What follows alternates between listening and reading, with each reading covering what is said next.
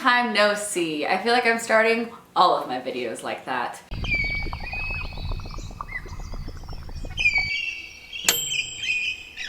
So today I'm gonna do a video that's a little bit daunting. I've been getting a lot of questions lately about kind of just like mental disorders in general, but specifically OCD, because as a lot of you guys know, I suffer with trichotillomania. I don't know why I said that in a fun way, but when I hear the word suffer, I don't really want to make it like a bad sentence after that. But I do, and I have since I was 13, and I'm pretty open about it on social media, so you guys have known that for a while.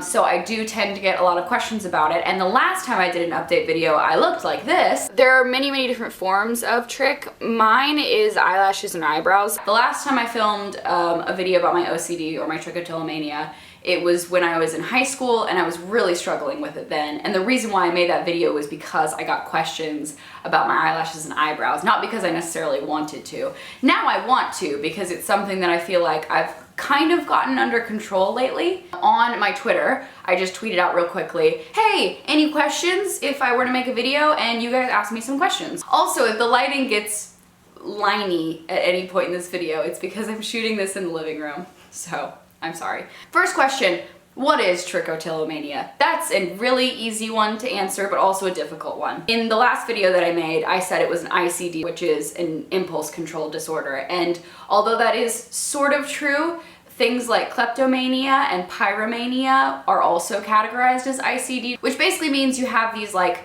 manic ideas, these repeating ideas in your head to do something even though it might be harmful to you or others. And that's why trichotillomania is sometimes categorized as ICD, although I don't see it as ICD. But it was classified as an ICD disorder. For whatever reason, recently it was overturned back to an OCD. Probably because, at least in my mind, I'm more obsessive than like I can't control an impulse. It's more that I feel a need to fulfill something, which I guess is still an impulse problem, but in my head it's more of an obsessive problem, and it's when I'm stressed out and like I feel like I need order. It's a great way for me to get order really quickly. That's that. It's an OCD disorder, obsessive compulsive disorder, which actually I've just been repeating it. OCDD is what I just made it, but it's just OCD. Sufferers tend to pick out their hair.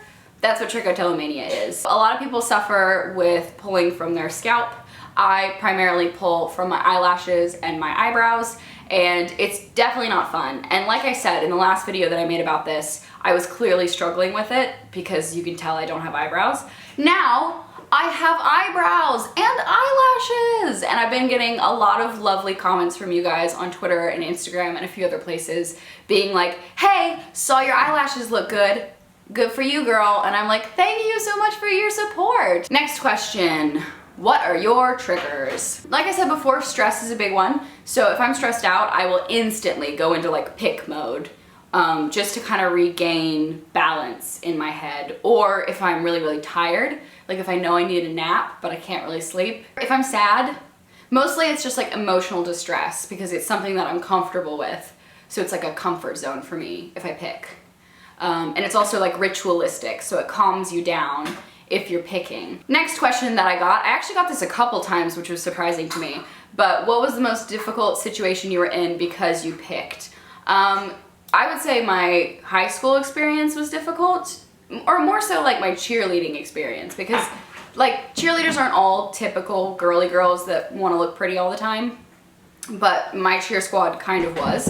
And if you're the cheerleader that rolls up without eyebrows or eyelashes, you're kind of messing up the flow of the crew, you know? So it was hard for me because I did have girls on the cheer squad that would be like, what's up with that? Do you want to like fill those in or something? Not doing a great job there. Which was never fun. Sounds like they fucking suck. I think they were young and they didn't know any better. I think a lot of people with OCD or ICD struggle with hiding it. Like there's a shame factor that a lot of people don't realize is prevalent in those kind of disorders, where you're kind of not only scared to tell people, but more embarrassed. And so when you have something where you're pulling out your hair and it's something very visible, that can be very hard when you're growing up and you care about what you look like and you want others to see you a certain way. But that doesn't mean that if you're someone who's picking or having obsessive thoughts that you shouldn't see someone. In fact, I think it helps so much to talk about it versus just trying to hide it yourself and kind of internalize it, because that's my first instinct, is to internalize anything, but that's not healthy. How do you stop yourself? Will is a great stopper. That's like his main job in our relationship, other than giving me kisses. Does it affect your self-confidence?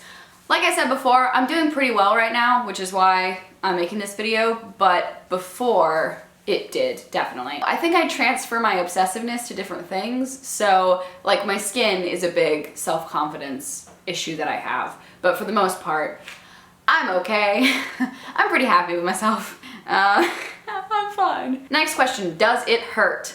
No, not really. I've gotten a couple eye infections from it, so that hurt, but not really. If anything, it's very therapeutic feeling. Like I know some people say that getting a tattoo feels good in a weird way, like the pain feels good, and I think that's a similar thing. Like I remember having my eyelashes like raw to the touch, but it kind of felt good in a weird way.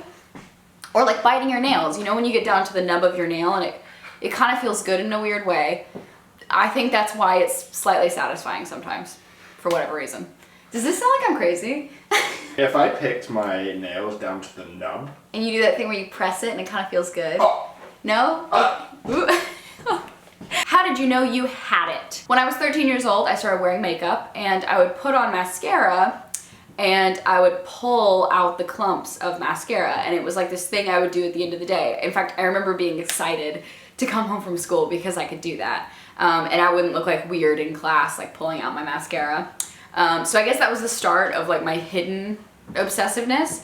And then once I would pull out clumps of mascara, then like the eyelashes would just come with it. And by the time I was 14, I didn't really have that many lashes, and then I started doing the same thing to my eyebrows. I think it started off as me kind of like getting rid of extra eyelashes, or like eyelashes that were about to fall out. I think that was my mentality of what I thought I was doing.